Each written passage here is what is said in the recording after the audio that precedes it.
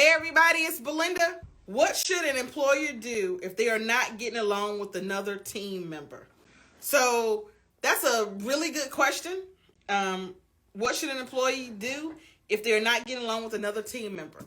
The first thing the employee needs to do is make sure that they are doing what they're supposed to do. That the problem is not on them. That they are trying to communicate clear, that they're going in with a good attitude and a good mindset. They need to make sure, again, that they're doing everything that they need to be doing in order to get along. In addition to that, what the employer needs to do is talk it over with their supervisor. So talk to the supervisor to say, me and my coworker, we're not getting along. I know it's important for us to get along in order to be productive. Y'all are paying us to get along, not even get along, to be professional. That's the other thing too. You want to make sure that you're a professional.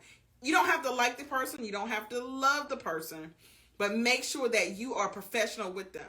So again, you can go to your supervisor and say, we're not getting along. I want us to get along. Is there something that you can do maybe to help the situation?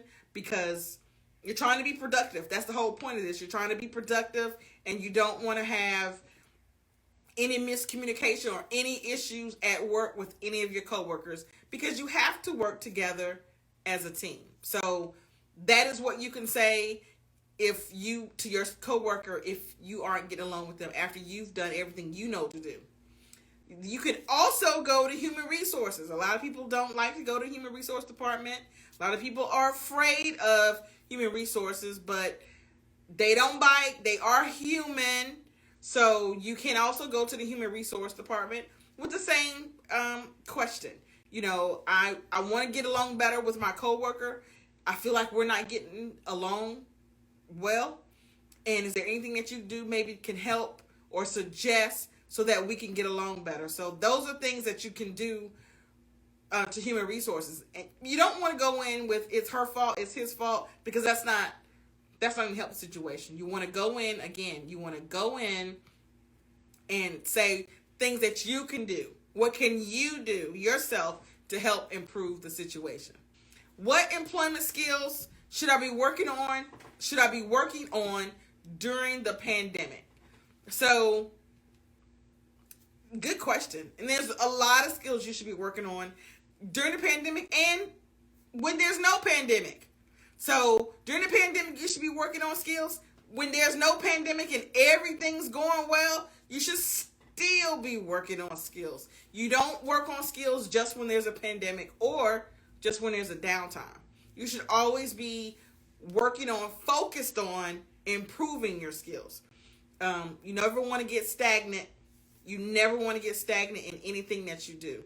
So some things that you can be working on during the pandemic is, depending on what type of job you have, you want to get additional training in the job that you have. Become more efficient with Microsoft, with Excel. Learn how to program. Learn how to code. So those are things that will always benefit your employer. That will benefit your skills to have. Coding, Excel, spreadsheets, become beyond efficient. Become a master, become an expert in Excel. So those are things that you can work on in a pandemic. How do you talk about achievements if asked without sounding boastful? So when you're asked about your achievements is the time to be boastful. That is the time to brag about yourself and to highlight all your skills. Because any other time is when it sounds boastful. When someone asks you, tell me about your achievements. Tell me what you achieved at your last job. You need to be excited. You need to be boastful, because if you just say it with no enthusiasm, the HR person is going to be like, well, they have no enthusiasm. So you want to have enthusiasm. You want to be excited about your achievements. You should be proud of them. So there is no sounding boastful. So you answer the question with enthusiasm, with excitement, with that was a challenge and this is what I overcame. And because of that, I hit blah, blah, blah marks. You should be excited. You should be boastful of your achievements, especially when asked. Now, if nobody's asking you and you just walk into the interview room and you lead with that, then it's not a good interview. It's not a good look. But specifically, if they ask you, what are your achievements?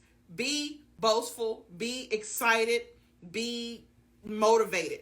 Which job boards do you recommend for my job searches?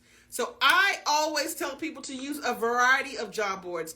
Don't get stuck with just looking on one job board, because don't get stuck with a lot of employers post on different job boards. So you don't want to just say, well, I'm only looking on Indeed, even though Indeed is probably one of the first places that people think about when they're looking for a job. But there's hundreds of job boards. You have job boards who are specific for IT. You have job boards that are specific for federal jobs. There are job boards that are specific for state jobs. There are job boards that are specific for county jobs. So you don't want to just stick with one job board. My recommendations when I teach a class specifically about job boards is that you should be looking at a different job board every day. So if you don't have a job and you're looking for a job, because I know a lot of people are looking for a job, you need to be looking at a different job board every day that you're looking for a job. So one day may be Indeed. One day may be LinkedIn. One day may be Glassdoor, and et cetera, et cetera. So you don't want to just, pick your favorite, the one that's easy, the one that's most comfortable for you, and just stick with that job board. You want to use a variety of different job boards, because employers post on a lot of different job boards, and some may not even use Indeed, and they may use the others. So you don't want to miss out on a good job because you're only, you only want to do one job board. You want to use multiple job boards when you are looking for a job.